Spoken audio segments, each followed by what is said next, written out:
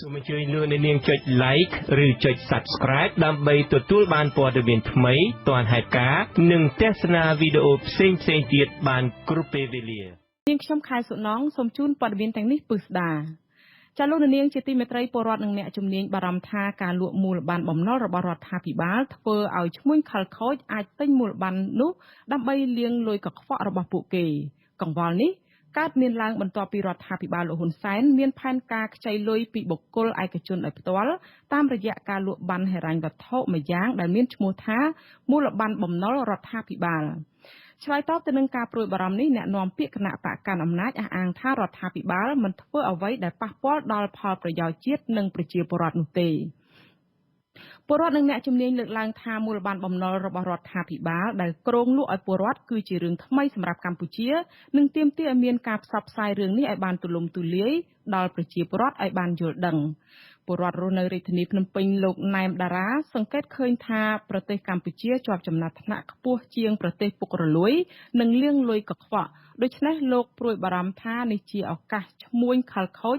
ទិញមូលប័ណ្ណបំណុលដើម្បីលាងលុយកខ្វក់របស់ខ្លួនលោកឲ្យដឹងទៀតថាក្នុងស្ថានភាពប្រទេសកម្ពុជាសប្តាហ៍ថ្ងៃដែលកំពុងជាប់ជំពាក់បរទេសបញ្ហាសេដ្ឋកិច្ចនិងការដាក់ទណ្ឌកម្មពីអន្តរជាតិបែបនេះគឺលោកមិនទាន់ទិញមូលប័ណ្ណបំណុលរដ្ឋាភិបាលទេព្រោះខ្លាចរដ្ឋាភិបាលមិនទទួលខុសត្រូវពេលលោកទិញលក់វិញនឹងគ្មានអ្នកទិញជាដើមចា៎យើងមិនទទួលអារម្មណ៍ថាជឿជាក់ថារដ្ឋបើសិនជាមានបញ្ហានឹងមានការទទួលខុសត្រូវព្រោះយើង scroll មើលប្រវត្តិសាស្ត្រពេលណាដែលមានបញ្ហាអីសូម្បីតែអ្នករងគ្រោះដីធ្លីហើយនឹងកម្មកររោងចក្រកាត់ដេរលាក់ពេលណាដែលគាត់មានបញ្ហាអីមិនដឹងថាអ្នកណាមកទទួលខុសត្រូវសងគាត់តែងតែចេញមុខតវ៉ាហើយមិនដឹងអ្នកណាអ្នកជួយមិនដឹងអ្នកណាដោះស្រាយឲ្យចេះតែតវ៉ាចេះតែស្រែកចឹងទៅ4-10 ឆ្នាំចឹងទៅ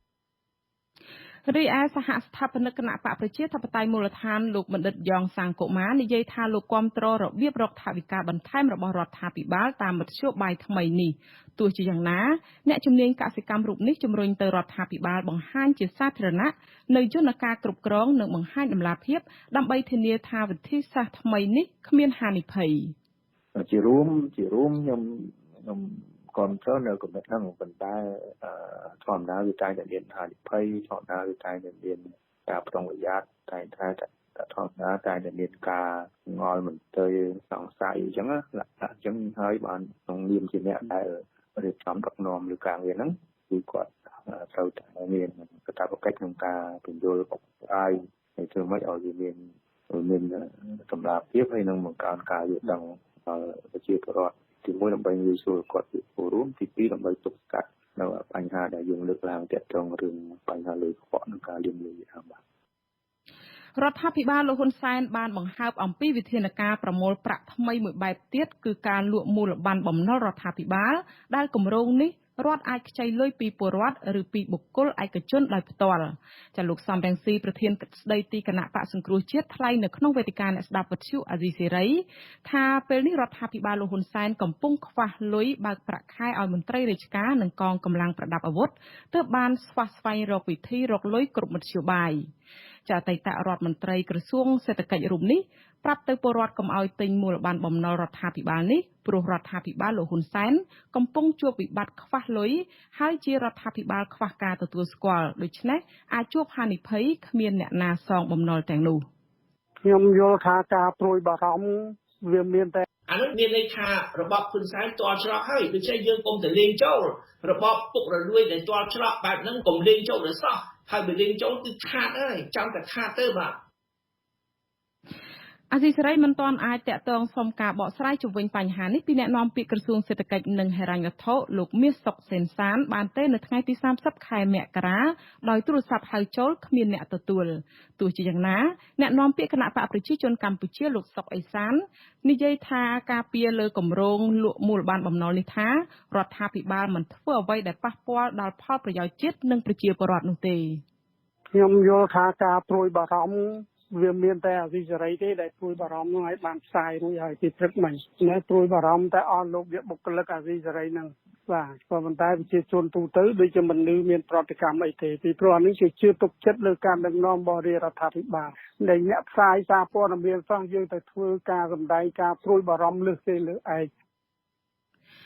យុទ្ធសាស្ត្រថ្មីនៃការរកលុយរបស់រដ្ឋាភិបាលលោកហ៊ុនសែននៅពេលនេះគឺនៅក្រៅពេលដែលរបបលោកហ៊ុនសែនបានបន្តសុំជំនួយឬខ្ចីបុលពីបរទេសរៃអង្គាសពីក្រុមឈ្មួញដែលជាអង្គការពលរដ្ឋនិងការកាត់ប្រាក់ខែពីមន្ត្រីរាជការផងដើម្បីបំពេញការខ្វះខាតនៃវិបត្តិជំងឺ Covid-19 និងការដាក់ទណ្ឌកម្មពីអន្តរជាតិកាលពីចុងឆ្នាំ2020សហភាពអឺរ៉ុបបានដាក់កម្ពុជាចូលទៅក្នុងបញ្ជីខ្មៅនៃក្រុមប្រទេសលាងលុយកខ្វក់ជាផ្លូវការអ្នកសង្កេតការណ៍វាយតម្លៃថាវិធានការនេះអ្វីត្បិតតែប៉ះពាល់ដល់លំហូរវិនិយោគបរទេសមែនប៉ុន្តែវានឹងជួយរាំងខ្ទប់ពួកអ្នកមានក្នុងជួររបបលោកហ៊ុនសែនដែលលួចលុយជាតិយកទៅរក្សាទុកនៅធនាគារអឺរ៉ុប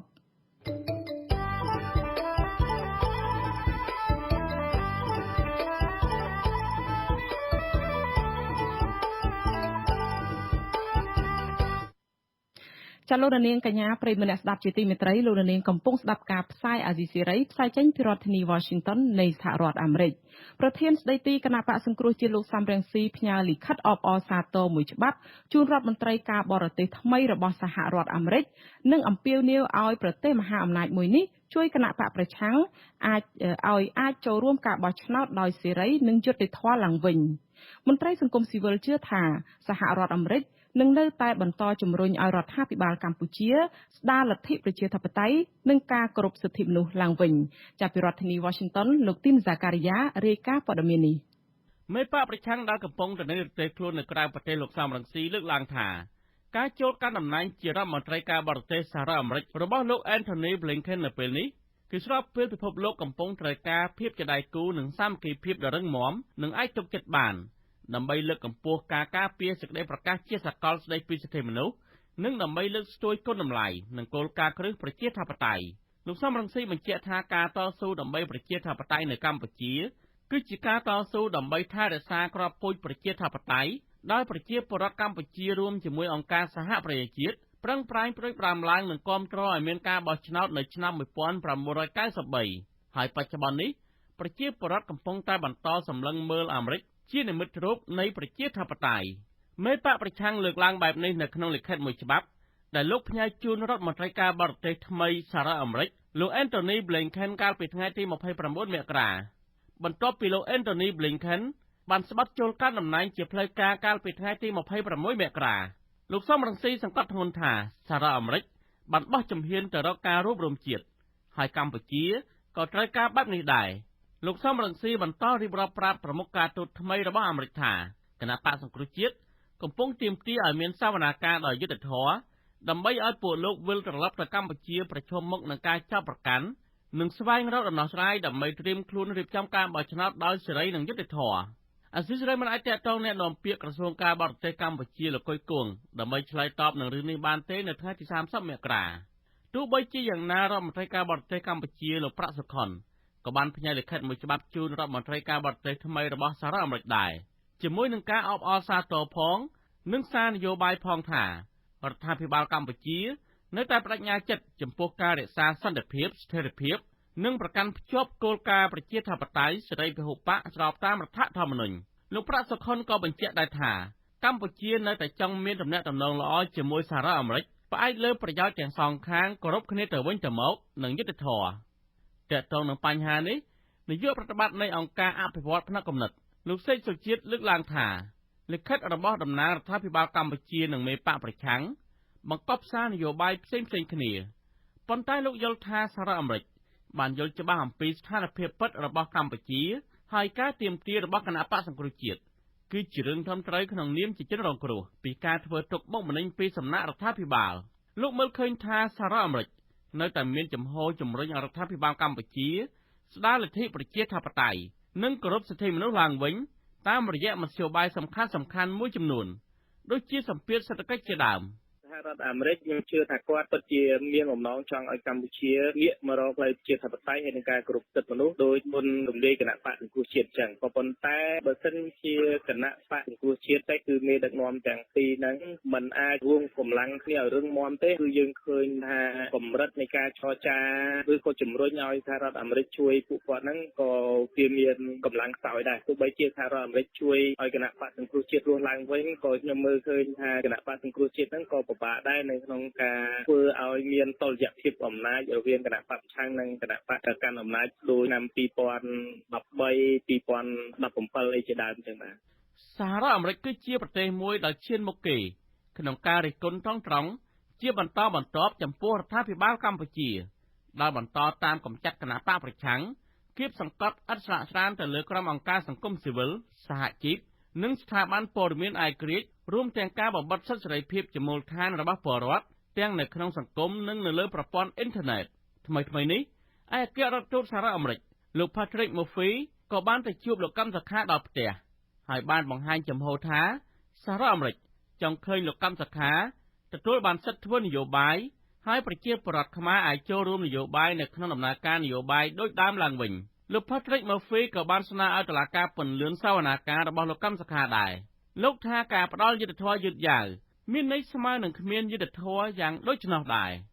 ខ្ញុំទីនសាការីយ៉ាស៊ីសេរីប្រធានាធិបតី Washington ចាលោកនាងកញ្ញាប្រិមមអ្នកស្ដាប់ជាទីមេត្រីតកតងទៅនឹងសេចក្តីរាយការណ៍របស់លោកទីនសាការីយ៉ានេះជំវិញដែលរឿងលោកសំរងស៊ីប្រធានស្ដីទីគណៈបកសង្គ្រោះជាតិអំពាវនាវឲ្យសហរដ្ឋអាមេរិកជួយគណៈបកនេះឲ្យអាចចូលរួមការបោះឆ្នោតដោយសេរីនិងយុត្តិធម៌ឡើងវិញនេះអ្នកខ្លំមើលដំណើរការលទ្ធិប្រជាធិបតេយ្យក៏យល់ឃើញដែរថាស្ថានភាពនយោបាយនៅកម្ពុជាមិនទាន់មានភាពល្អប្រសើរដល់គណៈបកនយោបាយនិងប្រជាពលរដ្ឋឲ្យអាចចូលរួមក្នុងដំណើរការបោះឆ្នោតដោយយុត្តិធម៌និងគោរពឆន្ទៈរបស់ម្ចាស់ឆ្នោតបាននៅឡើយ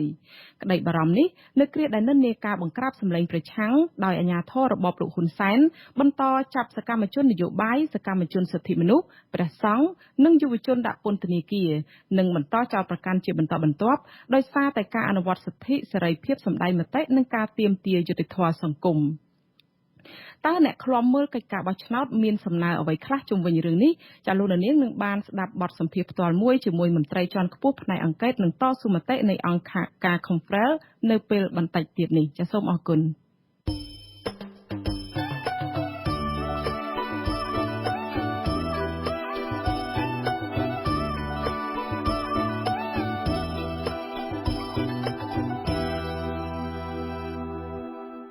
ចាលោកនាងកញ្ញាប្រិយមិត្តអ្នកស្ដាប់ជាទីមេត្រីតកតងទៅនឹងរឿងសកម្មជនគណៈបកប្រឆាំងដែរសកម្មជនគណៈបកសង្គ្រោះជាតិ2នាក់នៅឯខេត្តត្បូងឃ្មុំអះអាងថាពួកគេនឹងមិនរាថយឬតក់ស្លុតឡើយ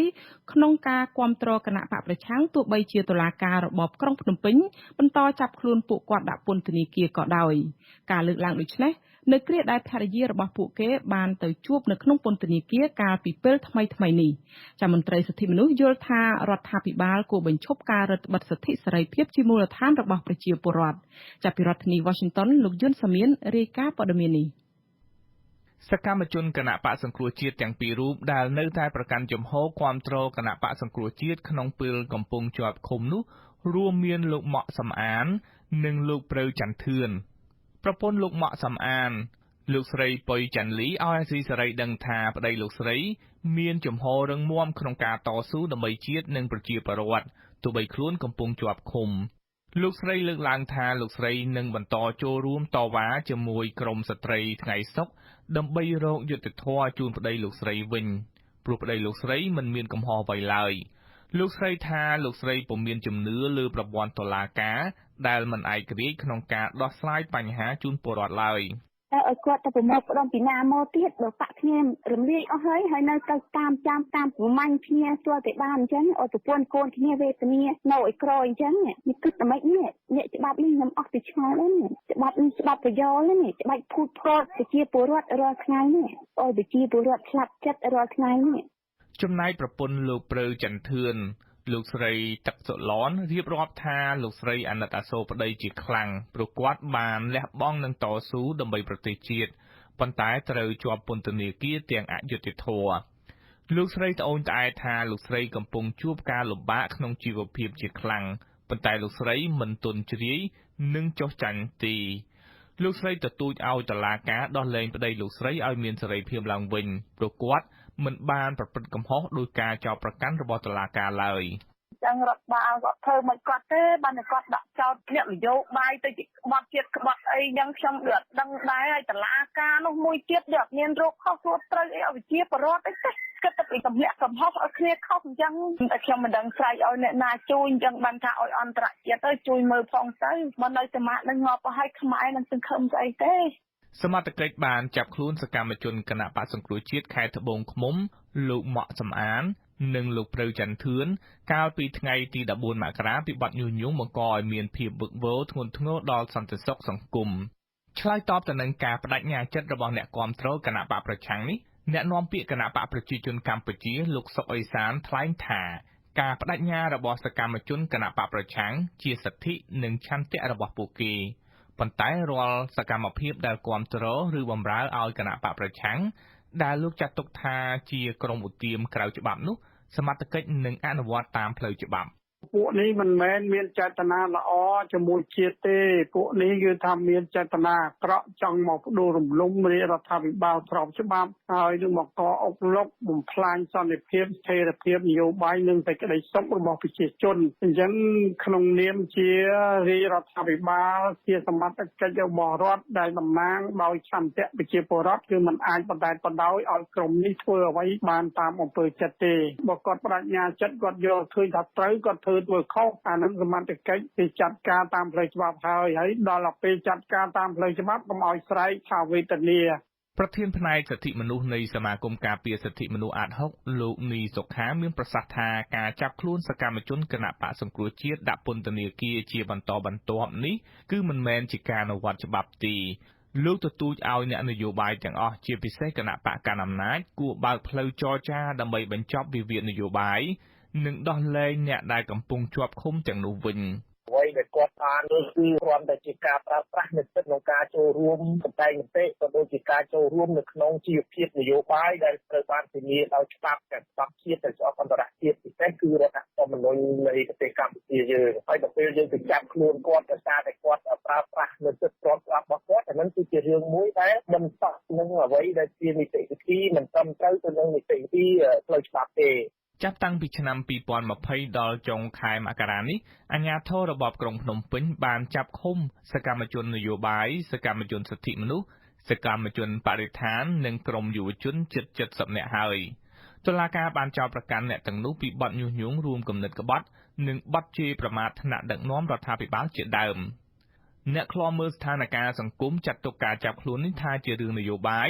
ដើម្បីកំទេចកម្លាំងគណបក្សសង្គ្រោះជាតិដែលនៅសេសសល់ចុងក្រោយនៅកម្ពុជាខ្ញុំយុនសាមៀនអាស៊ីសេរីប្រធានាធិបតី Washington ចាលោកនាងកញ្ញាប្រិយមិត្តអ្នកស្ដាប់ជាទីមេត្រីសេចក្តីរាយការណ៍ឬក៏បញ្ហាតាក់ទងទៅនឹងការលើកឡើងអំពីការធ្វើទុកបុកម្នេញទៅលើសកម្មជនគណៈបកប្រឆាំងហើយម្សិលមិញនេះលោកសំរងស៊ីប្រធានស្ដីទីគណៈបកសង្គ្រោះជាតិក៏បានអំពាវនាវទៅសហរដ្ឋអាមេរិកទៅក្រសួងការបរទេសថ្មីរបស់សហរដ្ឋអាមេរិកនឹងឲ្យជួយគណៈបកនេះនឹងអាចចូលរួមការបោះឆ្នោតដោយសេរីនិងយុត្តិធម៌នៅកម្ពុជាចាឥឡូវនេះយើងក៏មានបទសម្ភាសន៍ផ្ទាល់មួយជាមួយលោកកនស្វាងលោកជាមន្ត្រីជាន់ខ្ពស់ផ្នែកអង្កេតនិងតស៊ូមតិនៃអង្គការ Conference ដែលលោកនឹងចូលរួមបកស្រាយជំវិញបញ្ហានេះចានេះខ្ញុំសូមជំរាបសួរលោកកនស្វាងចាបាទសូមជំរាបសួរបាទចាលោកកនស្វាងដោយលោកអ្នកនាងក៏ដូចជាលោកបានដឹងហើយថាការបោះឆ្នោតជ្រើសរើសក្រុមប្រឹក្សាឃុំសង្កាត់ដែលមានចំនួន1646ឃុំសង្កាត់នៅទូទាំងប្រទេសនៅក្នុងអាណត្តិទី5នេះនឹងខិតជិតចូលមកដល់ហើយគឺនៅក្នុងឆ្នាំ2022ហើយការបោះឆ្នោតជ្រើសតាំងតំណាងរាស្ត្រនេតិកាលទី7ក៏នឹងចូលមកដល់នៅក្នុងឆ្នាំ2023ខាងមុខដែរហើយគណៈកជបបានបង្ហាញឲ្យផ្សព្វផ្សាយឲ្យគឺថាខ្លួនបានកំពុងរៀបចំនៅក្នុងការចុះបញ្ជីនិងរៀបចំនីតិវិធីនានានឹងតាមប្រតិទិនការងាររបស់ខ្លួននឹងជាហោហែហើយដែរចាតែនៅក្នុងបរិបទនេះខ្ញុំចង់ជំរាបសួរទៅលោកកនស្វាងជាមន្ត្រីឃ្លាំមើលលើកិច្ចការបោះឆ្នោតនិងសង្គមថាតើលោកមើលឃើញថាអាចប្រព្រឹត្តទៅនឹងដំណើរការបោះឆ្នោតនឹងនៅក្នុងស្ថានភាពដែលសង្គមជាតិឬក៏មានសេចក្តីរាយការណ៍ការលើកឡើងដោយលោកបានលើហើយពីខាងគណៈបកប្រឆាំងអីមកថាមានការចាប់ខ្លួនមានការឃុំឃាំងឬក៏រឹតបន្តឹងសិទ្ធិសេរីភាពពួកគាត់ត្រូវគេវាយដំនិងប្រជាពលរដ្ឋដែលចេញសម្ដែងមតិនឹងក៏រងការរឹតបន្តឹងដែរតែនៅក្នុងស្ថានភាពបែបនេះលោកកនស្វាងយល់ថាកម្ពុជាអាចដំណើរការ ការបោះឆ្នោតទៅបានដោយយ៉ាងដូចម្តេចដែរចា៎ បាទសូមអរគុណហើយសូមជំរាបសួរដល់លោកស្រីដែលស្ដាប់ព័ត៌មានវិទ្យុអស៊ីសេរីផងដែរបាទតាមយើងបើយើងទៅជែកក្នុងចំណុចនេះយើងពិនិត្យទៅមើលទៅលើគោលការណ៍បាទទៅលើគោលការណ៍ដែលនៅក្នុងក្របខ័ណ្ឌជាតិនិងអន្តរជាតិដែលគេតែងតែប្រើប្រាស់ហើយតែងតែអនុវត្តតាមនោះគឺរួមទាំងគេហៅដែលស្ដីប្រកាសផ្សេងៗរបស់អន្តរជាតិដូចជាស្ដីប្រកាសនៅទីក្រុងប៉ារីសស្ដីប្រកាសនៅរបស់គេហៅទីក្រុងបង្កដែលគេតែងតែគោរពនិងអនុវត្តតាមអញ្ចឹងតាមពិតតកតទៅទៅនឹងគោលការណ៍នៃការបោះឆ្នោតបើយើងពិនិត្យទៅជាទូទៅយើងតែងតែលើកឡើងត្រឹមតែថ្ងៃបោះឆ្នោតទេបាទកាលណាឃើញជាបរដ្ឋបោះឆ្នោតឬក៏ការអនុវត្តនៅក្នុងថ្ងៃបោះឆ្នោតយ៉ាងណាយើងតែងតែវាតម្លៃអញ្ចឹងប៉ុន្តែជាទូទៅគឺមិនមែនអញ្ចឹងទេណាការបោះឆ្នោតមួយគឺប្រព្រឹត្តទៅវាមាន3ដំណាក់កាលគេហៅថាដំណាក់កាលមុនការបោះឆ្នោតដំណាក់កាលថ្ងៃបោះឆ្នោតនិងក្រោយថ្ងៃបោះឆ្នោតអញ្ចឹងដំណាក់កាលមុនការបោះឆ្នោតហ្នឹងគឺយ៉ាងហោចណាស់ក៏រយៈពេលកន្លះឆ្នាំឬមួយឆ្នាំពេលវេលាដែរមុនហ្នឹងគឺថាតាំងគេនិយាយអំពីបរិយាកាសនយោបាយណាការចុះឈ្មោះប្រជាពលរដ្ឋគេនិយាយអំពីប្រព័ន្ធច្បាប់ណាគេនិយាយអំពីសិទ្ធិនៃការចូលរួមរបស់គណៈបកនយោបាយច្បាប់អីជាដើមការរៀបចំច្បាប់ហើយតម្រង់របស់ស្ថាប័នរៀបចំការបោះឆ្នោតជាដើមអញ្ចឹងកន្លែងទាំងអស់ហ្នឹងគឺគេឲ្យមើលទាំងអស់ហ្នឹងហើយបន្ទាប់មកថ្ងៃបោះឆ្នោតគេមើលដំណើរការពេលបោះពេលរាប់ហ្នឹងហើយនឹងថ្ងៃបន្ទាប់គឺមើលអំពីតាក់ទងជាមួយនឹងរឿងប្រកាសលទ្ធផលការទទួលយកការផ្ទេរអំណាចដោយសន្តិវិធីជាដើមអញ្ចឹងបាទប៉ុន្តែបើយើងទៅមើលទៅលើពេលបច្ចុប្បន្ននេះណាបើយើងទៅឆ្លោះប្រចាំងវិញយើងសួរថាតើដំណាក់កាលមុនការបោះឆ្នោតបានរៀបចំអីខ្លះហើយសម្រាប់ខ្ញុំមើលឃើញដំណាក់កាលនៃការរៀបចំមុនការបោះឆ្នោតណាមិនទាន់បាននៅពេញលេញនៅឡើយទេបើប្រៀបធៀបជាមួយនៅក្នុងឆ្នាំ2017យើងឃើញថាតាំងពីការកែតម្រង់2015មកដល់2017យើងចាត់ទុកថាជាដំណើរការមួយដែលអាចទទួលយកបានតែបើយើងប្រៀបធៀបពីការបោះឆ្នោតមុនមកអញ្ចឹងប៉ុន្តែយើងថាឃើញថាស្ថានភាពនៅក្រោយ2017មកទាំងវិសោធនកម្មច្បាប់ណាទាំងស្ថានភាពនយោបាយសិទ្ធិនៃការចូលរួមយើងឃើញថានៅមានបញ្ហានៅឡើយទាំងរួមទាំងទម្រង់របស់ស្ថាប័នកោយបផងយើងឃើញថានៅមានចំណុចខ្លះដែលយើងមើលឃើញថាគួរមិនទាន់បាននៅទៅភាពគេថាបែរត្រឡប់ទៅឆ្នាំ2017ដែលមានគណៈបកនយោបាយ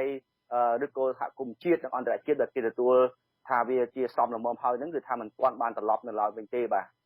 ចាលោកកនសវាងមានប្រសាសន៍នេះគឺមានន័យថាកិច្ចការបោះឆ្នោតប្រកបដោយ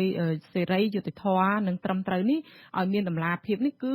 មិនមែនផ្អែកតែទៅលើបច្ចេកទេសឬក៏ដំណើរការគោលការណ៍ច្បាប់ហើយនិងបច្ចេកទេសរបស់កោជបតែមួយមុខទេមានន័យថាត្រូវផ្សារភ្ជាប់ទៅនឹងបញ្ហាលំហនៃការគោរពសិទ្ធិមនុស្សហើយនិងសេរីភាពរបស់ពលរដ្ឋផងដែរមិនចឹងទេចានិយាយចំគេហៅថាដំណើរការឥឡូវនេះយើងមិនទាន់និយាយដល់ពេលគេហៅថាសេរីយុត្តិធម៌និងត្រឹមត្រូវដែលអង់គ្លេសគេហៅថា free and fair election នេះទេយើងនិយាយអំពីពាក្យថាជានាមណាមានន័យថាការបោះឆ្នោតមួយដែលអាចទទួលបានទាំងអស់គ្នាដែលអាចទទួលយកបានហ្នឹងណាគឺជាដំណើរការមួយជាមិនផ្អែកទៅលើស្ថាប័នកោជបតែមួយមុខទេស្ថាប័នកោជបគឺជាស្ថាប័នមួយដែលជាអ្នកអនុវត្តច្បាប់ជាស្ថាប័នបច្ចេកទេសដែលរៀបចំបច្ចេកទេសប៉ុន្តែគោលការណ៍ច្បាប់យើងមិននិយាយពីស្រុកគេទេបើនិយាយស្រុកយើងជាគោលការណ៍ច្បាប់មែនតើគឺភាគីពាក់ព័ន្ធមានសភាជាអ្នករៀបអនុម័តបាទប៉ុន្តែបើជាគោលការណ៍មែនតើគណៈអនុវត្តមានបញ្ហាឬការប្រឈមណាមួយតែងតែសភាស្ថាប័នកោជបហ្នឹងណាព្រោះស្ថាប័នកោជបត្រូវតែធ្វើការរបាយការណ៍ទោះបីថាមិនមានលក្ខខណ្ឌណាថាកោជបត្រូវតែធ្វើរបាយការណ៍ក៏ដោយប៉ុន្តែការអនុវត្តរបស់ខ្លួនពួកខ្លួនស្ថិតនៅក្រោមការគេហៅថាទូខទៅចំពោះមុខរដ្ឋសភាដែលត្រូវដែលអាណត្តិរដ្ឋសភាជាអ្នក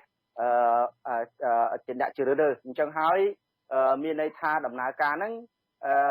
វាមិនមែនតែកោជបទេមានន័យថាវាត្រូវការពាក់ព័ន្ធនឹងពាក់ព័ន្ធទៀតទាំងរដ្ឋាភិបាល ក៏ដូចជាច្បាប់ហើយច្បាប់ហ្នឹងគឺបើយើងពិនិត្យមើលច្បាប់ថាតើអ្នកណាជាអ្នកបង្កើតច្បាប់ហ្នឹងគឺច្បាប់ហ្នឹងគឺស្ថាប័នសភានឹងឯងតែម្ដងណាជាពិសេសយើងមើលឧទាហរណ៍ដោយការឆ្នាំ2000ក្រោយការបោះឆ្នោតឆ្នាំ2017អញ្ចឹងគឺថាច្បាប់ត្រូវបានកែសម្រួលត្រូវបានធ្វើការវិសោធនកម្មច្បាប់ជាពិសេសអូនមកច្បាប់តាក់ទងច្បាប់គណៈបកនយោបាយតាក់ទងច្បាប់បោះឆ្នោតគឺសភាជាអ្នកច្បាប់ហើយជាអ្នកអនុវត្តសំទោសសភាជាអ្នកធ្វើការវិសោធនកម្មច្បាប់ប៉ុន្តែកោជបលោកជាអ្នកអនុវត្តហ្នឹងអញ្ចឹងបើយើងនិយាយថាការអនុវត្តមួយការរៀបចំមួយវាសេរីយុត្តិធម៌វាអត់ទាន់បានឡើយទេវាត្រូវការពាក់ព័ន្ធឧទាហរណ៍ពាក់ព័ន្ធឬខ្លះសិទ្ធិនិយាយពីសិទ្ធិយើងមើលសិទ្ធិពីសិទ្ធិនយោបាយណាសិទ្ធិនយោបាយយើងឃើញថាសិទ្ធិនយោបាយយើងឃើញថាក្រោយឆ្នាំ2017មកគឺ118នាក់ណាដែលមានការដែលក្រោយពីការរំលាយគណៈបព្វឆាំងគឺថា118នាក់ជាប់ពន្ធនាគារឧទាហរណ៍អញ្ចឹងចុះអញ្ចឹងអានឹងសិទ្ធិនយោបាយមួយដែរបាទអញ្ចឹងនីតិសម្បទាត្រូវផ្ដល់គេទី2យើងទៅមើលអំពីច្បាប់ដែលតាក់ទងជាមួយនឹងការឆន្ទៈរបស់ជីវរដ្ឋបើយើងទៅមើលកន្លែងហ្នឹងគឺថាខ្ញុំសម្រាប់ខ្ញុំផ្ទាល់បាទខ្ញុំមើលឃើញថាច្បាប់មិនទាន់បានធានាឆន្ទៈប្រជាពលរដ្ឋដល់ឡើយទេហេតុអីបានថាមិនទាន់បានធានាពីព្រោះអីដោយសារតែប្រជាពលរដ្ឋដែលជ្រើសរើសតំណាងតខ្លួនតំណាងអត់បានអនុវត្តនៅទៅតាមការជ្រើសរើសរបស់ប្រជាពលរដ្ឋទេបើប្រជាពលរដ្ឋដល់ឡើយទេមានន័យថាម៉េចមានន័យថាការបញ្ចេញឆន្ទៈរបស់ខ្លួនណាត្រូវបានបកណាគណៈបកនយោបាយរលាយគឺច្បាប់ហ្នឹងគឺតម្រូវឲ្យរំលាយឆន្ទៈហ្នឹងដែរបាទរំលាយឆន្ទៈគឺដល់ណាគឺវិជាគឺអ្នកដែលត្រូវប្រជាពលរដ្ឋបោះឲ្យហ្នឹងណាដូចកុំសាឃុំសង្កាត់ 5700 អ្នកជាងចឹងអញ្ចឹងច្បាប់យើងមើលឃើញថាច្បាប់គណៈបកនយោបាយហ្នឹងគឺថាកំណត់បែបហ្នឹងគឺចែងបែបហ្នឹងណាមានន័យថាគណៈច្បាប់គណៈបកមកថាប្រធានគណៈបកឬក៏គណៈបកហ្នឹងជាប់តាក់ទងជាមួយនឹងអ្នកដែលមានទោសមួយឆឹមឬក៏ទោសក៏ទាន់ដិតអីចឹងឬក៏មានពាក់ព័ន្ធឬក៏រកឃើញដោយប្រការណាផ្សេងអូបាទពាក់ព័ន្ធឧបឃាតអីចឹងដើមហ្នឹងដោយកន្លងមកមានគណៈបកឆាំងលងមកអញ្ចឹងគឺថាត្រូវរំលាយគណៈបកមានថាឆន្ទៈហ្នឹងវាត្រូវរំលាយដែរតំណែងត្រូវរំលាយដែរអញ្ចឹងហើយយើងមើលឃើញកន្លែងហ្នឹងគឺថាច្បាប់មិនទាន់បានធានាទេហើយចំណុចមួយទៀតយើងមើលពីស្ថាប័នកោយបបើមើលពីស្ថាប័នកោយបគោលការណ៍ដើមក្នុងការវិសោធនកម្មកែតម្រង់ច្បាប់គឺ441ណាមានន័យថាម៉េចមានន័យថាហេតុណាស់យ៉ាងហោចណាស់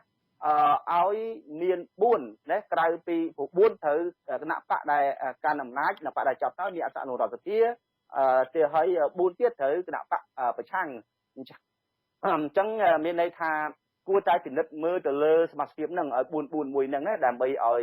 មានសមាជិកគណៈបកប្រឆាំងដែលមានសក្តានុពលណាដែលមានសម្លេងភាគច្រើនហ្នឹងប៉ុន្តែសប្តាហ៍ថ្ងៃអត់ទាន់យើងអត់ទាន់មើលឃើញបែបហ្នឹងនៅឡើយទេបាទអញ្ចឹងមានន័យថាទម្រង់ហ្នឹងខ្ញុំមិននិយាយពីរឿងច្បាប់ខុសត្រូវទេខ្ញុំនិយាយថាទម្រង់ហ្នឹងគឺថាវាខុសពី441ដែលត្រូវភាគីពាក់ព័ន្ធទាំងគណៈបកនយោបាយដែលចូលរួមការបោះឆ្នោតណាក៏ដូចជាថាគណៈបកកាន់អំណាចឬក៏រដ្ឋាភិបាលឬក៏កោយបហ្នឹងគិតពិចារណានៅក្នុងចំណុចឡើងវិញដើម្បីឲ្យវាសមស្របទៅនឹងគោលការណ៍សិទ្ធិមនុស្សណាដែលនិយាយថាសិទ្ធិឆន្ទៈរបស់ប្រជាគឺជាម្ចាស់ឆ្នោតហ្នឹងគឺថាឆន្ទៈប្រជាពលរដ្ឋជាធំអញ្ចឹងរឿងនេះគឺសំខាន់ណាស់ហើយបើសិនជាឆន្ទៈប្រជាពលរដ្ឋអត់បានធានាទេហើយច្បាប់មិនត្រូវបានធានានៅក្នុងឆន្ទៈហ្នឹងទេគឺមានន័យថាការបោះឆ្នោតមួយការប្រកួតប្រជែងខ្ញុំមើលឃើញថាវាអត់ទាន់បានដល់ចំណុចដែលស្របទៅនឹងការបរិបទជាតិបរិបទគេហៅថាប្រទេសដែលមានលទ្ធិជាធិបតេយ្យដែលគេអនុវត្តនៅឡើយទេបាទចាពិតមែនហើយលោកកនស្វាងលើកឡើងបែបនេះប៉ុន្តែនេះខ្ញុំក៏ចង់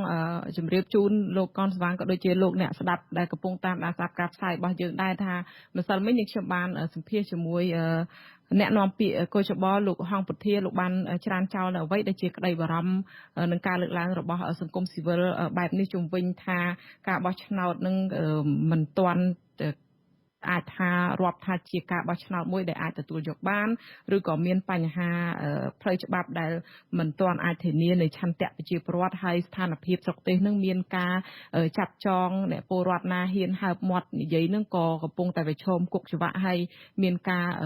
បើកសវនាការជំនុំជម្រះនិងកោះហៅជាបន្តបន្ទាប់ទៅលើសកម្មជនបពប្រឆាំងអីជាដើមយ៉ាងណាក៏ដោយខាងមន្ត្រីកោជបនឹងលើកឡើងថាបញ្ហានេះគឺជាទស្សនៈតែមួយឡែក ទេគឺទស្សនៈតែមួយភាគតូចប៉ុណ្ណោះទេដែលលើកឡើងបែបនេះគឺគាត់មិនទទួលថាជា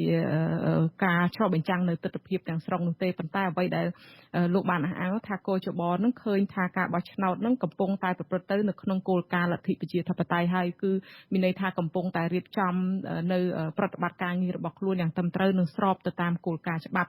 ចាយ៉ាងណាក៏ដោយចុះលោកកនស្វាងតើការលើកឡើងបែបនេះវាមើលទៅឃើញមានការផ្ទុយគ្នាអញ្ចឹងប៉ុន្តែលោកមានជាអនុសាសន៍អ្វីក្នុងនាមជាមន្ត្រីដែលធ្វើការឃ្លាំមើលលើការបោះឆ្នោតនោះដើម្បីឲ្យคล้ายទៅជាអនុសាសន៍រួមនេះចា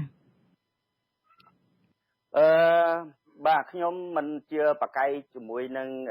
អ្នកនាំពាក្យទេបាទនេះជាការយល់ឃើញជ្រុងមួយផ្សេងប៉ុន្តែសម្រាប់យើងខ្ញុំដែលជាសង្គមស៊ីវិលយើងខ្ញុំពិនិត្យទៅលើគោលការណ៍ជាទូទៅដែលអនុវត្តប៉ុន្តែជាក់ស្ដែងស្ថិតទៅលើរឿងនយោបាយស្អីក៏ដោយវាស្ថិតទៅលើរឿងគេថាអំណាចនៃនយោបាយដែលក្នុងការជជែកគ្នាប៉ុន្តែសម្រាប់ខ្ញុំសូមឲ្យ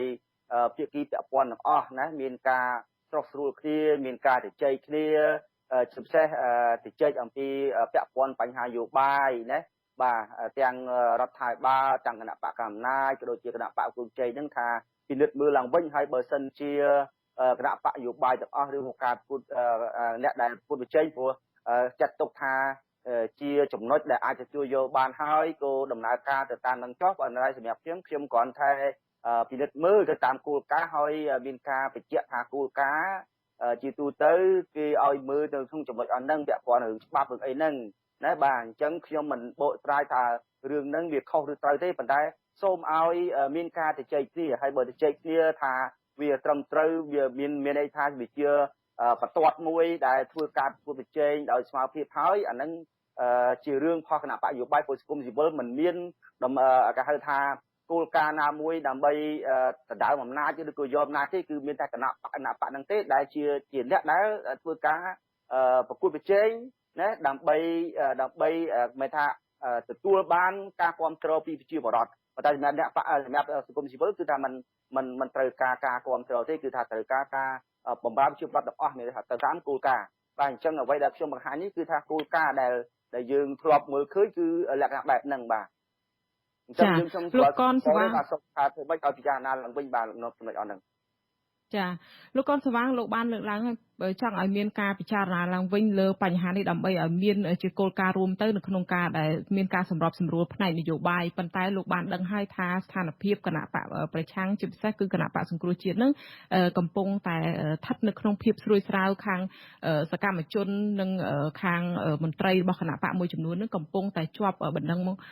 ផ្ដាល់នៅក្នុងតុលាការហើយសវនាការនឹងក៏កំពុងតែបន្តហើយមេបកប្រឆាំងក៏មិនអាច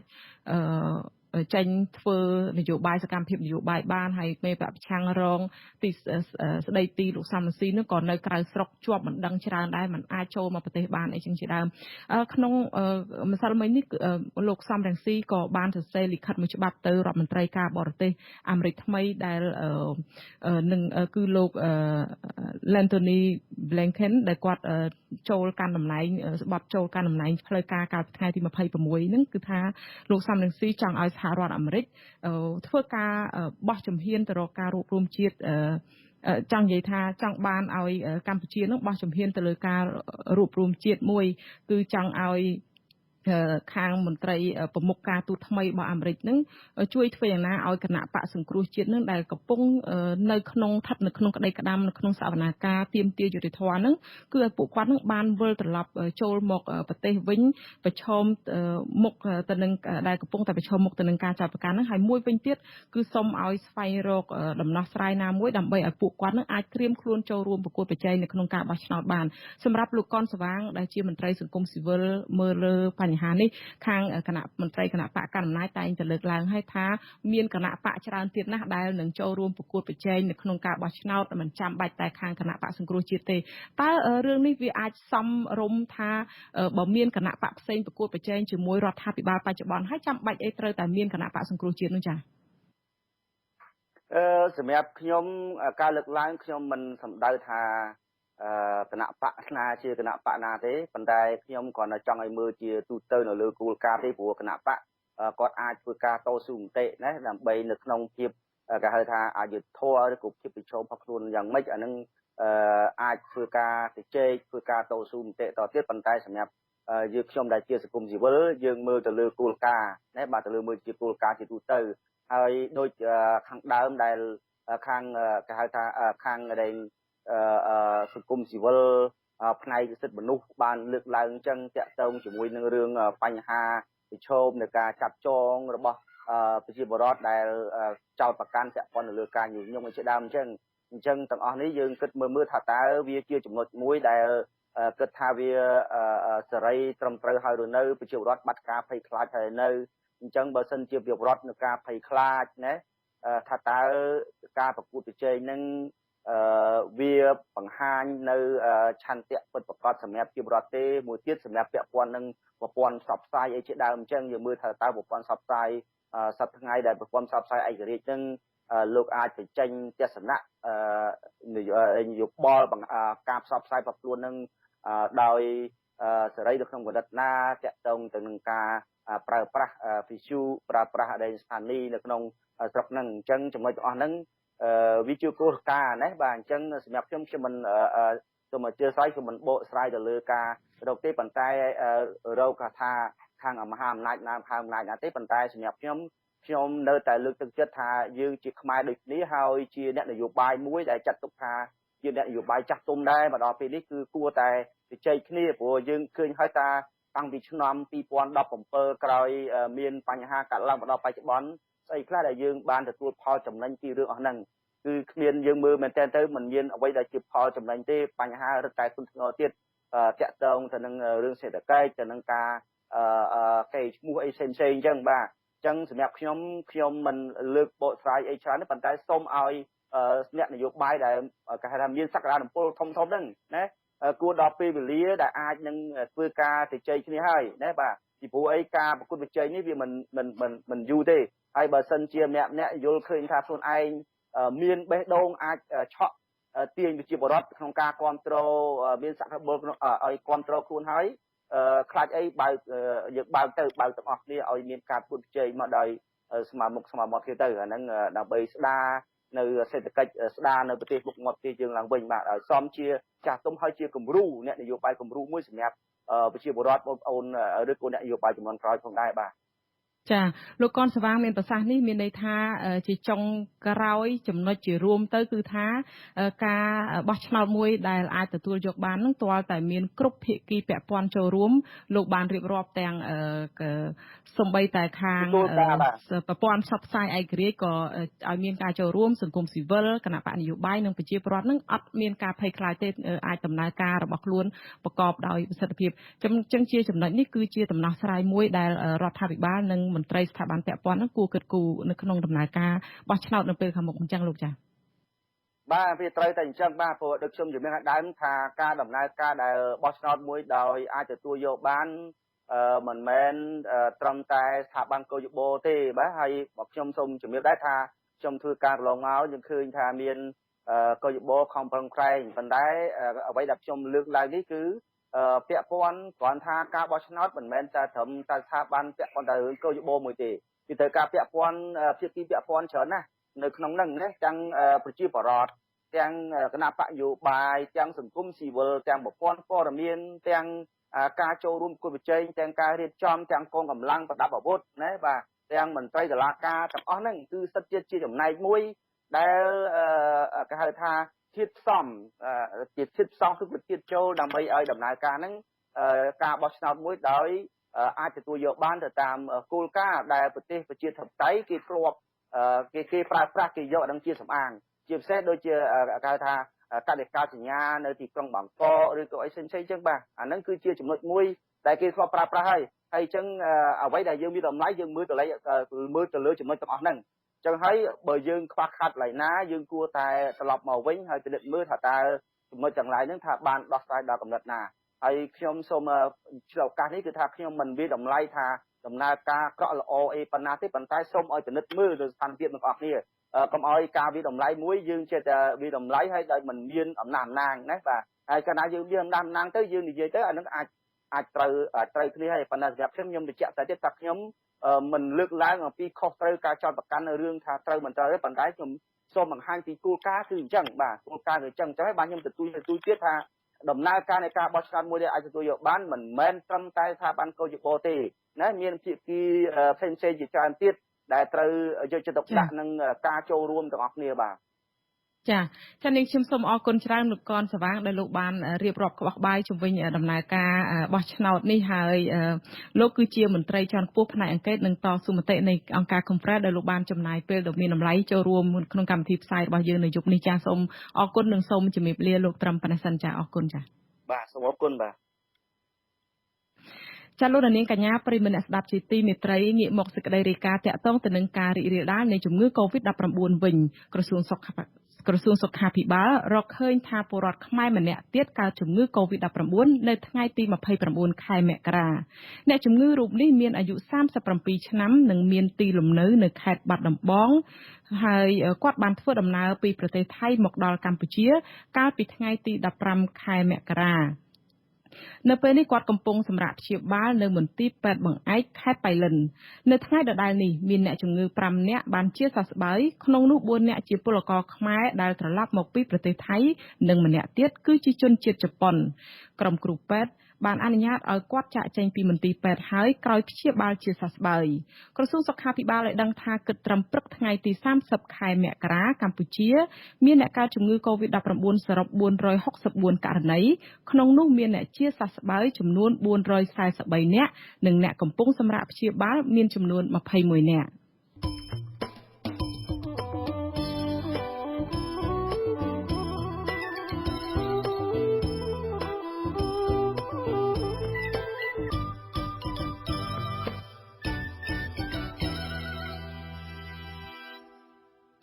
ចាលោកនាងកញ្ញាប្រិយមិត្តអ្នកស្ដាប់ជាទីមេត្រីរឿងដាច់ដោយឡែកមួយទៀតតំណាងរាស្ត្រអាមេរិកគ្រងដាក់សេចក្តីព្រាងច្បាប់ស្តីពីរដ្ឋាភិបាលអាមេរិកបន្តផ្ដល់ប្រព័ន្ធអនុគ្រោះពន្ធទូទៅ GSP ដល់កម្ពុជាចំណាត់ការនេះធ្វើឡើងស្របពេលដែលរដ្ឋសភាអាមេរិកនៅមិនទាន់បន្តផ្ដល់សុពលភាពនៃការផ្ដល់ប្រព័ន្ធអនុគ្រោះពន្ធនេះដល់កម្ពុជានៅឡើយក្រោយពីបានផុតសុពលភាពកាលពីចុងឆ្នាំ2020អ្នកនាំពាក្យគណៈបកកណ្ដាលអំណាចប្រតិកម្មថាចំណាត់ការរបស់តំណាងរាស្ត្រអាមេរិករូបនេះហាក់ដូចជាកំពុងមានគំនុំជាមួយនឹងរដ្ឋាភិបាលកម្ពុជាចាប់ពីរដ្ឋធានី Washington លោកមានរិទ្ធរាយការណ៍អំពីរឿងនេះតំណាងរាស្ត្រអាមេរិកកាំងនៃគណៈបកប្រជាធិបតេយ្យមកពីរដ្ឋ California លោក Alan Wentworth គូបញ្ជាក់ថារដ្ឋាភិបាលលោកនាយករដ្ឋមន្ត្រីហ៊ុនសែនដែលមានប្រវត្តិគ្រប់គ្រងប្រទេសដោយការគៀបសង្កត់និងអំពើហិង្សានោះបានជាប់ពាក់ព័ន្ធទៅនឹងអំពើរំលោភសិទ្ធិការងារនិងសិទ្ធិមនុស្សធ្ងន់ធ្ងរព្រមទាំងការរំលាយប្រជាធិបតេយ្យនៅកម្ពុជាផងលោកប្រាប់អាស៊ីសេរីតាមសារអេឡិចត្រូនិកកាលពីថ្ងៃទី28មករាថាលោកកំពុងត្រៀមរៀបចំឡើងវិញដាក់សេចក្តីស្នើច្បាប់ស្តីពីពាណិជ្ជកម្មកម្ពុជាឲ្យរដ្ឋសភាអាមេរិកបច្ចុប្បន្នពិនិត្យសាររើមើលឡើងវិញដើម្បីកុំឲ្យសហរដ្ឋអាមេរិកបន្តផ្ដល់ប្រព័ន្ធអនុគ្រោះពន្ធទូទៅ GSP ដល់កម្ពុជាលោក Alan Wentworth គឺជាសមាជិកមួយរូបនៃក្រុមសភាតំណាងរាស្ត្រអាមេរិកស្តីពីបញ្ហាកម្ពុជាលោកអះអាងដូចនេះស្របពេលដែលប្រព័ន្ធអនុគ្រោះពន្ធទូទៅ GSP ដែលអាមេរិកផ្ដល់ឲ្យកម្ពុជាបានផុតសុពលភាពកាលពីចុងឆ្នាំ2020កន្លងទៅក៏រហូតមកទល់ពេលនេះរដ្ឋសភាអាមេរិកបច្ចុប្បន្ននៅពុំទាន់បន្តផ្ដល់ឲ្យនៅឡើយទេប្រព័ន្ធអនុគ្រោះពន្ធនេះអាចឲ្យកម្ពុជាដែលជាប្រទេសក្រីក្រអាចនាំចេញទំនិញមួយចំនួនទៅកាន់សហរដ្ឋអាមេរិកដោយពុំចាំបាច់បង់ពន្ធអ្នកនាំពាក្យគណៈបកប្រជាជនកម្ពុជាលោកសុកអេសានចាត់ទុកគម្រោងរបស់លោក Alan Wentworth ថាជាគំនុំជាមួយនឹងរដ្ឋាភិបាលកម្ពុជាលោកថាផែនការស្នើច្បាប់នេះនឹងត្រូវឆ្លងកាត់ដំណាក់កាលជាច្រើនទៀតមុននឹងត្រូវអនុម័តការដែលតំណាងរាស្ត្រម្នាក់គាត់លើកឡើងបញ្ហាហ្នឹងខ្ញុំយល់ថាវានៅឆ្លងនីតិវិធីច្រើនទៅមុខទៀតហើយខ្ញុំយល់ថាលោកប្រធានាធិបតី Biden លោកមិនតាមការដែលចង់បានរបស់សមាជិកសភាណាមួយនោះទេណាយ៉ាងណាលោកសុកអេសានបញ្ជាក់ថាគណៈបកកណ្ដាលអំណាចមិនចង់ឲ្យបាត់បង់ប្រព័ន្ធអនុគ្រោះពន្ធទូទៅ GSP របស់សហរដ្ឋអាមេរិកនេះទេព្រោះលោកថាវានឹងធ្វើឲ្យប៉ះពាល់ដល់ផលប្រយោជន៍របស់កម្មករនិយោជិតខ្មែរមួយចំនួន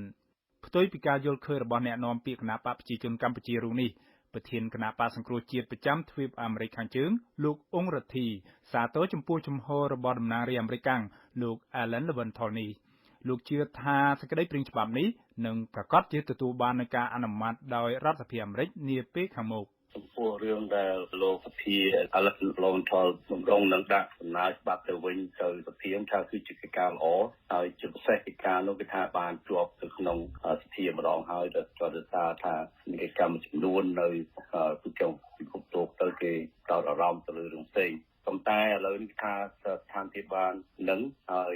ដំណើរចូលប្រជែងគឺជាការត្រឹមត្រូវហើយខ្ញុំសង្ឃឹមថាហើយជឿជាក់ថាលោកនេះក៏ប្រកាសជានឹងបានជាប់ដោយរលូនដោយសុខភាពនៅក្រោមការដំណើរថ្មីរបស់ប្រធានាធិបតី Joe Biden កាលពីថ្ងៃទី27មករាមន្ត្រីជាន់ខ្ពស់ក្រសួងសេដ្ឋកិច្ចលោកវង្សសីវិសុទ្ធបានថ្លែងទទួលស្គាល់អំពីកំណើននៃការនាំចេញទំនិញរបស់កម្ពុជាទៅកាន់សហរដ្ឋអាមេរិកនៅក្នុងរយៈពេល1ឆ្នាំចុងក្រោយនេះក្រោយសហភាពអឺរ៉ុបបានដកប្រព័ន្ធអនុគ្រោះពន្ធ EBA ពីកម្ពុជាចំនួន 20% លោកគូបញ្ជាក់ថាសហរដ្ឋអាមេរិកបានក្លាយជាទីផ្សារដ៏ធំមួយរបស់កម្ពុជាលោកអះអាងថាការបាត់បង់ប្រព័ន្ធអនុគ្រោះពន្ធទូទៅ GSP របស់សហរដ្ឋអាមេរិកនេះនឹងមិនមានបញ្ហាដល់កម្ពុជានោះឡើយ GSP នេះមិនឲ្យតែកម្ពុជាមួយទេគឺឲ្យប្រទេស90ជាងហ្នឹងហើយដូច្នេះបើអត់យើងអត់ទាំងអស់គ្នាទេដូច្នេះគូប្រជែងយើងក៏បងដូចយើងដែរដូច្នេះបងទាំងអស់គ្នាអ្នកណាដែលបងស្អែកចុងក្រោយក្មួយប្រជាជនអាមេរិកតាឡើងស្អែកទៅបើយើងបងគេអត់បងអានឹងយើងងាប់យើងនាំចេញណាប៉ុន្តែបើបងទាំងអស់គ្នាទេខ្ញុំថាដូចជាមិនអីប្រហែលទេផ្ទុយពីការបកស្រាយរបស់មន្ត្រីជាន់ខ្ពស់ក្រសួងសេដ្ឋកិច្ចរូបនេះការស្នើច្បាប់សាររើការផ្ដល់ប្រព័ន្ធអនុគ្រោះពន្ធទូទៅ GSP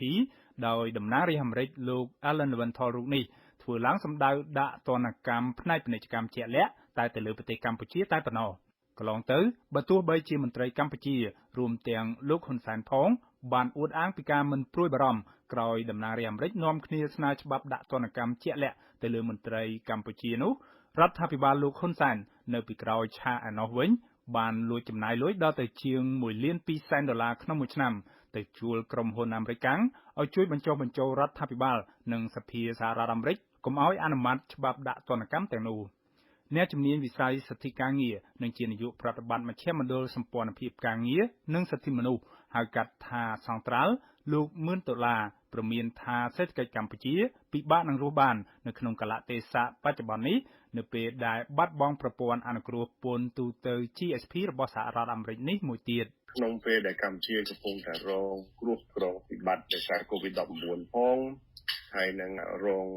នៅការដកប្រព័ន្ធអនុគ្រោះពន្ធ EBA 20% ផងបើសិនជាកម្ពុជាបាត់បង់ GSP មួយទៀតខ្ញុំមើលទៅសេដ្ឋកិច្ចកម្ពុជាពិបាកលោតណាហើយបើងាកទៅពឹងរឿងប្រេងកាតវិញខ្ញុំអត់មានសង្ឃឹមថាកម្ពុជាអាចយកចំណូលពីប្រេងមកគ្រប់គ្រងឬក៏មកគប់នៅស្ថានភាពសេដ្ឋកិច្ចគប់នៅសេដ្ឋកិច្ចខ្លួនបានទេជុំវិញនឹងលទ្ធភាពដែលសហរដ្ឋអាមេរិកអាចនឹងមិនបន្តឬលុបចោលការផ្ដល់ប្រព័ន្ធអនុគ្រោះពន្ធទូទៅ GSP ដល់កម្ពុជានេះលោក Alan Leventhal មានប្រសាសន៍ថាលោកពុំមានជំនឿថារបបពុករលួយនិងផ្ដាច់ការរបស់លោកហ៊ុនសែនអនុវត្តបានត្រឹមត្រូវតាមលក្ខខណ្ឌដែលប្រព័ន្ធ GSP បានផ្ដល់ឲ្យនោះទេលោកបន្តថាសហគមន៍អន្តរជាតិត្រូវតែពិនិត្យមើលឲ្យបានល្អិតល្អន់ពីប្រវត្តិរំលោភសិទ្ធិការងារនិងសិទ្ធិមនុស្សនារយៈពេលប្រមាណទសវត្សរ៍ចុងក្រោយនេះដែលប្រព្រឹត្តដោយរដ្ឋាភិបាលកម្ពុជាក្រៅពីសាទរសហភាពអឺរ៉ុបដែលបានដកប្រព័ន្ធអនុគ្រោះពន្ធ EBA ពីកម្ពុជានោះតំណាងរាស្ត្រអាមេរិករូបនេះសង្កត់ធ្ងន់ថាទាំងអស់គ្នាសហរដ្ឋអាមេរិកនិងសហគមន៍អន្តរជាតិត្រូវតែដាក់ទណ្ឌកម្មសេដ្ឋកិច្ចនិងទណ្ឌកម្មជាក់លាក់ដទៃទៀតមកលើរដ្ឋាភិបាលលោកហ៊ុនសែនដើម្បីឲ្យលោកហ៊ុនសែនងាកមកគោរពតាមគោលការណ៍ប្រជាធិបតេយ្យស្របតាមរដ្ឋធម្មនុញ្ញរបស់កម្ពុជាប្រព័ន្ធអនុគ្រោះពន្ធទូទៅ GSP របស់សហរដ្ឋអាមេរិកនេះបង្កើតឡើងក្នុងគោលដៅជួយអភិវឌ្ឍនិងពង្រឹងការលូតលាស់សេដ្ឋកិច្ចរបស់ប្រទេសក្រីក្រសហរដ្ឋអាមេរិកបានផ្ដល់ប្រព័ន្ធអនុគ្រោះពន្ធនេះឲ្យក្រោមលក្ខខណ្ឌដែលប្រទេសទទួលត្រូវតែធានាការគោរពសិទ្ធិការងារនិងលុបបំបាត់ចោលនៅគ្រប់ទម្រង់នៃពលកម្មកុមារព្រមទាំងលក្ខខណ្ឌមួយចំនួនទៀតបច្ចុប្បន្ននេះមានប្រទេសអភិវឌ្ឍតិចតួចចំនួន44ប្រទេសរួមទាំងកម្ពុជាផងនៅក្នុងចំណោម119ប្រទេសទទួលបានអត្ថប្រយោជន៍ពីប្រព័ន្ធអនុគ្រោះពន្ធទូទៅ GSP របស់សហរដ្ឋអាមេរិកនេះចំពោះមុខទំនិញ 5000 មុខដោយឥតបង់ពន្ធខ្ញុំបាទមេរិតអាស៊ីសេរីរាយការណ៍ពីរដ្ឋធានី Washington ចាលោកនាងកញ្ញាប្រិយមិត្តអ្នកស្ដាប់ជាទីមេត្រីពីព្រំដែនកម្ពុជាវៀតណាមឯណោះវិញអាជ្ញាធរនៅតែបន្តការរារាំងមិនឲ្យគណៈបកនយោបាយនិងសកម្មជនចុះទៅពិនិត្យមើលព្រំដែនទោះបីជាអាជ្ញាធរបានអះអាងថាយោធាវៀតណាមបានរុះរើតង់និងសំណង់ប៉ុស្តិ៍យាមនៅខេត្តកណ្ដាលនិងខេត្តតាកែវរួចហើយក៏ដោយអាជ្ញាធរព្រំដែនថាការហាមឃាត់ដើម្បីនេះគឺដើម្បីការពារការរីករាលដាលនៃជំងឺ Covid-19 ប៉ុន្តែអ្នកឃ្លាំមើលព្រំដែននិងសង្គមទទូចដល់រដ្ឋាភិបាលឲ្យបើកចំហព័ត៌មាននិងសេរីភាពជូនពលរដ្ឋនៅក្នុងការតាមដានបញ្ហានេះចាប់ពីរដ្ឋធានី Washington លោកហៃរស្មីរាយការណ៍អំពីរឿងនេះអ្នកឃ្លាំមើលព្រំដែនចោទអាជ្ញាធរថានៅតែបង្កការលំបាកនិងហាមឃាត់ពួកគេមិនឲ្យបានចុះទៅដល់ទីតាំងផ្ទាល់ប្រធានគណៈបកឆន្ទៈខ្មែរលោកគង់ម៉ូនីកាដែលជាសមាជិកឧត្តមក្រុមប្រឹក្សាពិគ្រោះនិងផ្ដាល់យោបល់អះអាងថាពួកលោកមានលិខិតបេសកកម្មត្រឹមត្រូវប៉ុន្តែអាជ្ញាធរនៅមូលដ្ឋាននៅតែមិនឲ្យពួកលោកបន្តធ្វើដំណើរទៅមុខបានដែលអះអាងថាមិនទទួលបានបញ្ជាពីថ្នាក់លើនិងបង្ការការរីករាលដាលជំងឺ Covid-19 ជាដើមលោកមានការសោកស្ដាយចំពោះការរារាំងដំណើរចុះទៅពិនិត្យមើលរុះរើតង់និងសំណង់ប៉ុស្តិ៍យាមនៅតាមព្រំដែនលោកគង់ម៉ូនីកាបានបន្តថាលោកនឹងលើកយកករណីនេះទៅចរចាជាមួយនឹងអាជ្ញាធរថ្នាក់ជាតិដើម្បីស្នើសុំចុះទៅពិនិត្យមើលរុះរើតង់យោធានិងសំណង់ប៉ុស្តិ៍យាមនៅតាមព្រំដែនម្ដងទៀតយើងនឹងមានការសហការទី1បណ្ដាយុវជនដែលមានការចង់ចេះចង់ដឹងចង់ស្វែងយល់ពីបញ្ហាព្រំដែនកម្ពុជាទី2យើងនឹងព្យាយាមស្វែងរកកិច្ចសហការពីអាជ្ញាធរថ្នាក់មូលដ្ឋាននោះទាំងយើងធ្វើទាំងលិខិតរដ្ឋបាលឲ្យផ្សេងៗនៅថ្នាក់ជាតិហើយក៏យើងនឹងទៅជូនដំណឹងផ្ទាល់ទៀតទៅដល់អាជ្ញាធរថ្នាក់មូលដ្ឋានដែលគាត់ចង់បាននោះថាតើពេលដែលយើងទៅយើងថាក្រុមការងារគណៈបកឆន្ទៈខ្មែរបានបរាជ័យក្នុងការចុះទៅពិនិត្យមើលតំបន់ព្រំដែនកម្ពុជាវៀតណាមចំនួន3ទីតាំងគឺតំបន់ក្អមសំណរនិងតំបន់ជ្រៃធំនៅក្នុងខេត្តកណ្ដាលនិងតំបន់ថ្ម3ដុំនៅក្នុងខេត្តតាកែវកាលពីថ្ងៃទី25និងទី26ខែមករាកន្លងទៅនេះនៅថ្ងៃទី29មករាគណៈបកនេះបានចេញសេចក្តីថ្លែងការណ៍សម្ដែងការសោកស្ដាយចំពោះការហាមឃាត់នេះនិងទាមទារឲ្យអាជ្ញាធរគោរពរដ្ឋធម្មនុញ្ញដោយបើកចំហសេរីភាពក្នុងការចុះទៅពិនិត្យមើលព្រំដែនគណៈបកនេះអះអាងថាគណៈបកមានលិខិតបេសកកម្មត្រឹមត្រូវនិងបានជម្រាបទៅក្រសួងមហាផ្ទៃផងដែរអាស៊ីសេរីមិនអាចសុំការបញ្ជាក់ពីអភិបាលខេត្តកណ្ដាលលោកគង់សុភ័ណ្ឌបានទេនៅថ្ងៃទី30ខែមករាតែទោះជាយ៉ាងណាលោកគង់ម៉ូនីកាឲ្យដឹងថានគរបាលច្រកទ្វារព្រំដែនក្អមសំណរបានប្រាប់លោកថាចាប់តាំងពីមានការរីករាលដាលនៃជំងឺ Covid-19 មកអាជ្ញាធរប្រទេសទាំងពីរបានហាមឃាត់ប្រជាពលរដ្ឋរៀងៗខ្លួនមិនឲ្យចូលទៅតំបន់ព្រំដែនទេព្រោះខ្លាចមានការលួចឆ្លងដែនលោកបញ្ជាក់ថាក្រមនគរបាលបានអះអាងថាវៀតណាមបានរុះរើតង់និងសំណង់រឹងមាំចេញពីតំបន់ព្រំដែនចូលទៅបោះក្នុងទឹកដីវៀតណាមយ៉ាងជ្រៅអស់ទៅហើយខ្ញុំលើកឡើងពីហេតុផលជាក់ស្ដែងទីមួយដោយសារក្នុងបច្ចុប្បន្ននេះគឺជំងឺជាសកលគឺ COVID-19 បានរីករាលដាលជាងគេប្រទេសជាមិត្តក្នុងតំបន់ព្រំដែននេះគេមានគោលការណ៍មួយគ្នាមិនអនុញ្ញាតឲ្យយើងទៅគេមកយើងទីមួយទី2សូម្បីតែការដាល់ល្បាតនេះគឺមានសិទ្ធិតែឯកសណ្ឋានមានថាកម្លាំងព្រំដែនដូចគ្នាគឺមានសិទ្ធិល្បាតតាមខ្សែល្បាតរបស់យើងចំណែកករណីនៅក្នុងខេត្តតាកែវវិញលោកគង់ម៉ូនីកាអះអាងថាអាជ្ញាធរស្រុកបូរីជលសាបានតម្រៀបទូកកាត់ទៅស្ទឹងដើម្បីស្ទាក់មិនឲ្យពួកលោកធ្វើដំណើរទៅតំបន់ព្រំដែនថ្ម3ដុំឡើយលោកសោកស្ដាយចំពោះការរាំងស្ទាក់នេះតំបន់ថ្ម3ដុំដែលត្រូវជីកទូកទៅបាទជីកទូកទៅដល់ជិតដល់តំបន់ថ្ម3ដុំនោះគឺថាពីព្រំដែនគឺថាបានដាក់កណូតកាត់ព្រែកនឹងតែម្ដងមិនឲ្យទូកយើងទៅបានទេដូច្នេះហើយខ្ញុំមានការសោកស្ដាយដែលអាជ្ញាធរមិនសហការជាមួយនឹងគណៈបច្ចេកទេសខ្មែរដែលគ្រាន់តែចុះទៅពិនិត្យមើលស្ថានភាពជាក់ស្ដែងតើស្ថានភាពព្រំដែនស្ថានភាពនៃការបោះតង់កន្លងមកមានភាពត្រឹមត្រូវពិតប្រាកដដោយការអះអាងរបស់អាជ្ញាធរក៏ដូចជារាជរដ្ឋាភិបាលដែរទេឆ្លើយតបទៅនឹងរឿងនេះអភិបាលរងនិងជាអ្នកនាំពាក្យសាលាខេត្តតាកែវលោកលីសាវ៉េតប្រាប់ថាលោកមិនទាន់បានឃើញសេចក្តីថ្លែងការណ៍របស់គណៈបកឆន្ទៈខ្មែរទេលោកថាប្រសិនបើគណៈបកឆន្ទៈខ្មែរមានលិខិតអនុញ្ញាតពិតមែនអាជ្ញាធរមិនបានរារាំងឡើយឥឡូវខ្ញុំជាប់នៅក្រៅតិចបងដោយសារថ្ងៃសម្រាប៉ុន្តែខ្ញុំមើលទៅដូចជាអត់មានអ្នកណារារាំងអីទេដូចជាមានលិខិតណាមួយបកគាត់យើងសម្របសម្រួលទៅទាំងអស់ទេប៉ុន្តែចាំមើលខ្ញុំសុំមើលប្រចាំខ្ញុំមើលបកគាត់ទីចិនណាបងព្រោះខ្ញុំអត់ទាន់បានឃើញបាទសមាជិកក្រុមប្រឹក្សា100រាត្រីលោកខឹមសុខុមសង្កេតឃើញថាករណីអាជ្ញាធរមូលដ្ឋានរារាំងសកម្មភាពចុះទៅពិនិត្យមើលព្រំដែននេះមិនមែនកើតមានឡើងតែគណៈបកនយោបាយខ្មែរទេគឺក្រុមយុវជននិស្សិតបញ្ញវន្តក៏រងការហាមឃាត់ដូចគ្នាដែរស សកម្មជនព្រំដែនរូបនេះបន្តថាអាជ្ញាធរនៅគ្រប់ខេត្តដែលនៅជាប់ព្រំដែនជាមួយនឹងប្រទេសវៀតណាមសុទ្ធតែរារាំងការចុះទៅពិនិត្យមើលការរុះរើតង់យោធាវៀតណាមនៅតំបន់ព្រំដែនទាំងអស់លោកខឹមសុខុមបានបន្តថាការហាមឃាត់ការចុះទៅពិនិត្យមើលព្រំដែននេះបណ្ដាលឲ្យក្រុមយុវជនមិនទុកចិត្តចំពោះការអះអាងរបស់រដ្ឋាភិបាលកន្លងមកដែលថាភាគីវៀតណាមបានរុះរើតង់និងសំណង់រឹងមាំចេញពីតំបន់ព្រំដែនលោកបន្ថែមថាអ្នកភូមិដែលរស់នៅក្បែរព្រំដែនមួយចំនួនបានឲ្យដឹងថាអាជ្ញាធររារាំងតែសកម្មជននិងគណៈបកនយោបាយទេ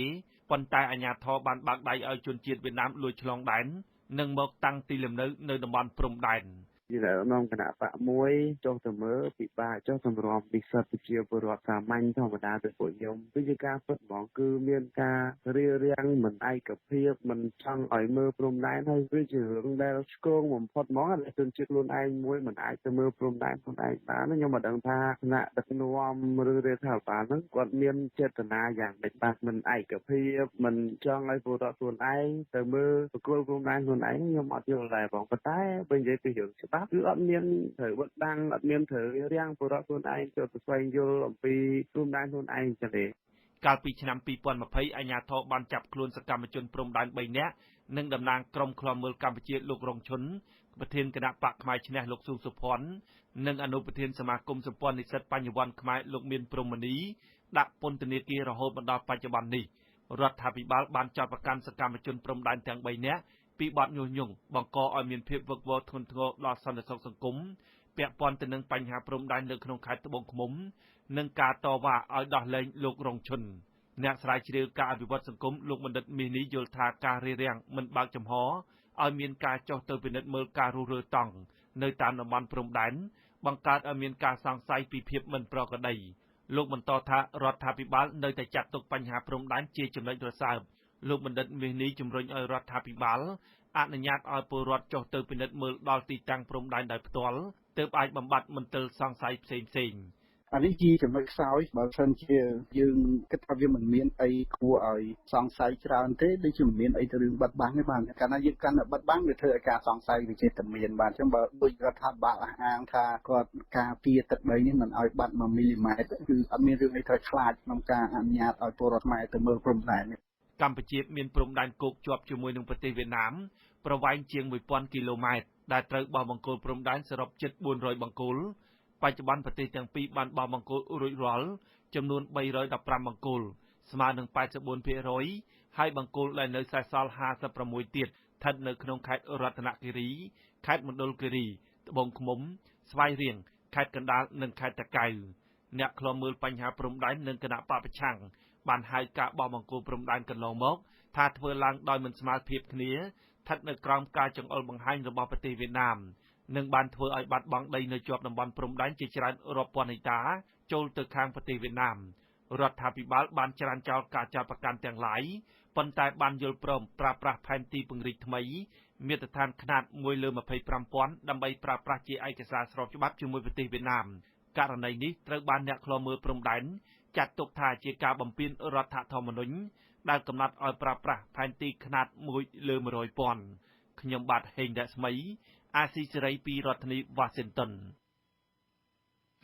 ចាលោកនាងកញ្ញាប្រិយមិត្តស្ដាប់ជាទីមេត្រីការផ្សាយរយៈពេល1ម៉ោងនៃវិទ្យុអាស៊ីសេរីនៅពេលនេះចាប់តែប៉ុណ្ណេះចាយើងខ្ញុំសូមជូនពរដល់លោកនាងកញ្ញាព្រមទាំងក្រុមគ្រួសារ